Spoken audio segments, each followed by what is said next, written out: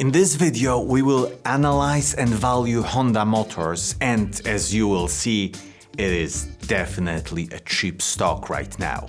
But why is that? Especially that they have some exciting and ambitious plans.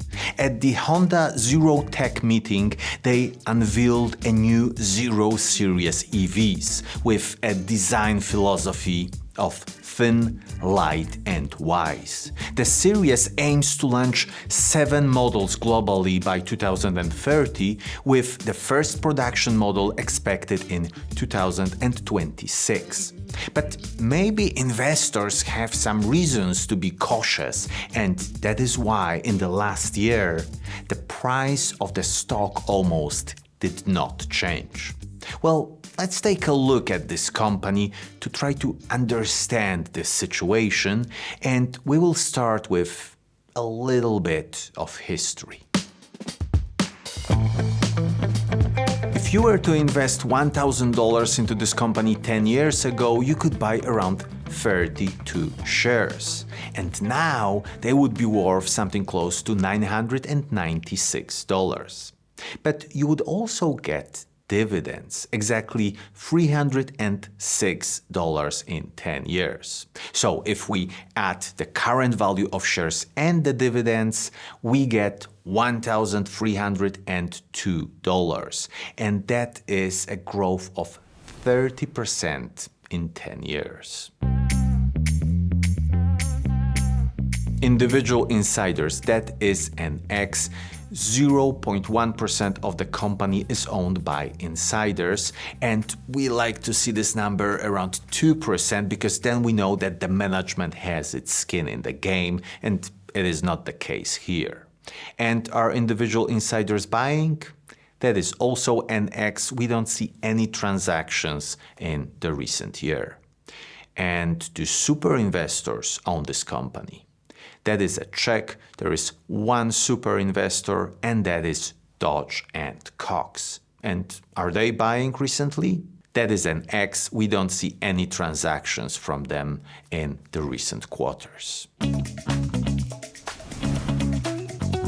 Return on invested capital, that is an X with 3.8% 10-year median return. And we want to see this number around 10%. And what about net profit margin? It is an X with 4.4%. And the sector median is 4.6%. So they are basically very close to the median, but just under it, so it's an X. And it just shows that Honda doesn't really have a pricing power at the moment. And what about share buyback? It is a check. In the last 10 years, they bought back 10.8% of their shares. And that is good news, because if you are a long-term investor, you start to own a bigger portion of the company without having to put any extra money into this investment. And what do we know about the debt? It is an X. It would take almost 5 years to pay the long-term debt with a 5-year average free cash flow. And if we would use the recent free cash flow for this calculation, the situation would be much worse. Revenue growth, that is an X at 1.1%. So that is nowhere near the 10% growth we are usually looking for. And what about free cash flow growth?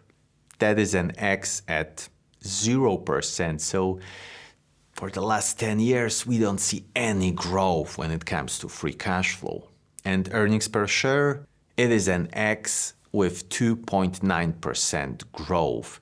So as you can see, there are X's all around, and what it basically means is that Honda is definitely not a fast-growing company. Dividend yield is 4.3%, so shareholders can expect to get $1.34 annually per every share. That is a really nice dividend. And what do we know about the payout ratio? That is a check at 29.7%.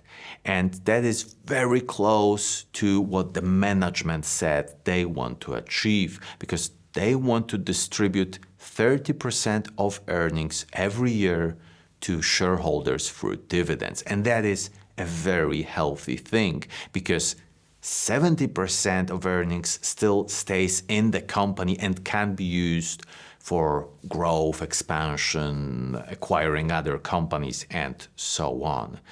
But we still get 30% of earnings every year.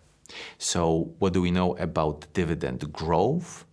That is a check at 6.9% 5-year growth rate. So that is a very nice growth. But we have to remember that this dividend doesn't just go up every quarter or every year. It fluctuates depending on the earnings and the financial results of the company. So that growth may actually change quite rapidly. Price to earnings ratio for Honda is just 6.3%. And what it means is that it looks like this company is pretty cheap. But to really know what is the intrinsic value, we will have to use a discounted cash flow analysis, and we will have to anticipate the future growth of the company. And for this calculation, we will use a 5-year average free cash flow instead of the recent one. And the reason for that is that the results of Honda are very cyclical. They go up and down all the time. So if we use an average free cash flow, we are probably looking at a more realistic picture of the company. So in the low scenario, we will predict no growth for the entire 10 years. In the medium, 2% growth for the first 5 years and then 1%. And in the high scenario, 3% growth for the entire 10 years. So basically the low scenario anticipates that there will be no growth. Medium is showing a story in which the growth will be the same as we have seen so far. And in the high one, we predict that Honda will grow with the automotive market. And the predicted growth of that market is 3%. And with such estimates, the intrinsic value in the low scenario is $50, in the medium $57, and in the high scenario $63.